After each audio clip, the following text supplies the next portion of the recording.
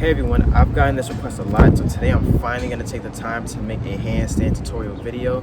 This is going to help you guys progress to doing handstands on the wall and then eventually doing them freely on the ground.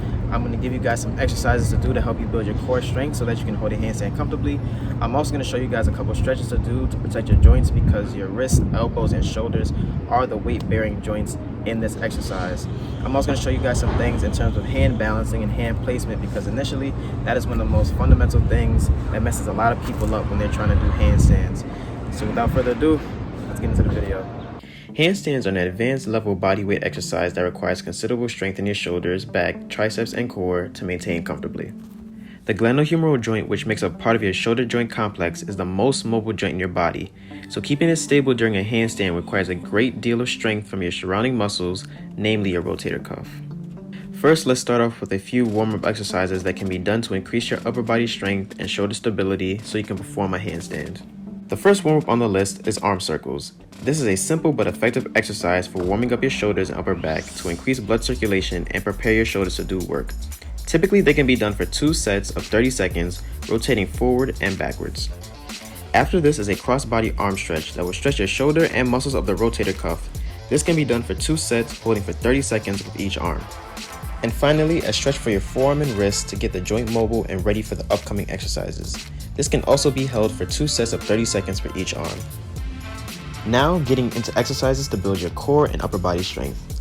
I'm starting off with the traditional straight arm plank, a basic exercise to build core and shoulder endurance and stability. Due to the high level of core activation to hold a handstand straight, I recommend working up to being able to hold a plank for about 2 to 3 minutes as a baseline for progressing into a plank. After this comes push-ups, another fundamental bodyweight exercise that will help you build strength in your shoulders and arms so you can sustain a handstand with straight arms. There is no set amount of push-ups you have to be able to do in order to hold a handstand.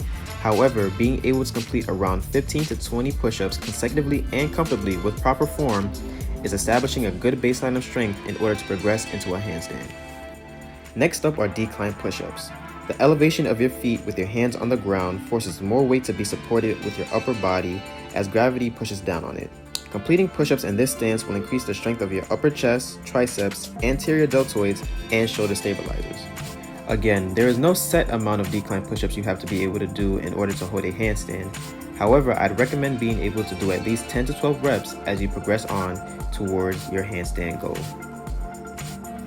The last exercise I'll show you guys to help you build your strength in your shoulders, arms, and upper back are pike push-ups. This exercise brings your body closer to how it will be in a handstand but has the added benefit of taking some of the strain off due to your feet still being in contact with the ground. This is a great bodyweight exercise to build your shoulder strength if done correctly. You should aim to be able to do at least 10 reps of this exercise comfortably as we progress on.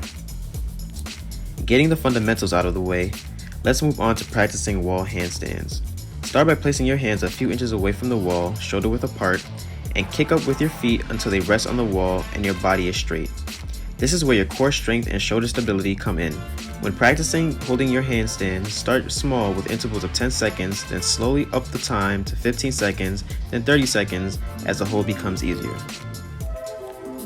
While you're doing the hold on the wall, you want to keep your core tight and engaged, and you should be pushing up against the floor, protracting your shoulders, and making sure your arms and torso are straight.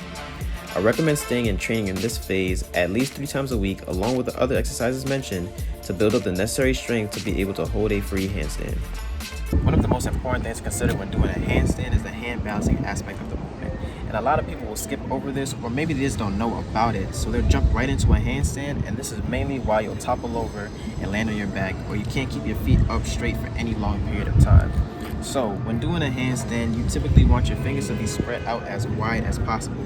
This gives you a greater surface area with your hand on the ground, and this will help your balance when you're shifting back and forth trying to hold a handstand. Typically, you want the majority of your weight in doing a handstand to be in the center or palm of your hand. Now, if you feel like you're shifting forward in space and your feet are going towards the front and you're going to fall on your back, you want to push through your fingertips to help your body restabilize and get back up.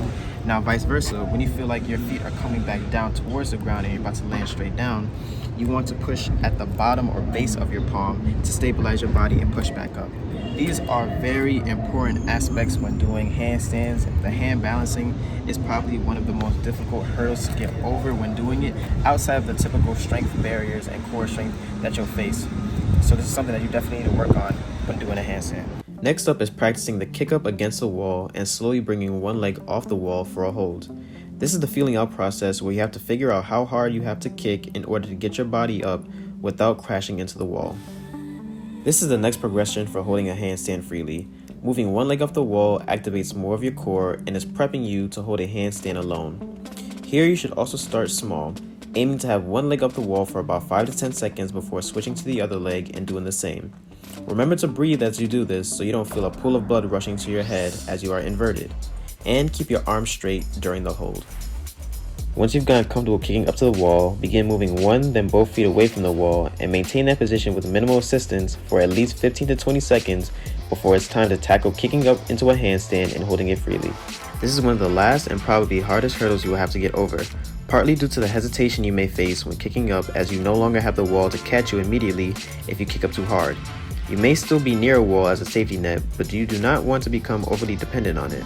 This is when the hand balancing techniques I mentioned, along with engaging your core and pushing against the floor with straight arms and having a fully extended torso, come into play.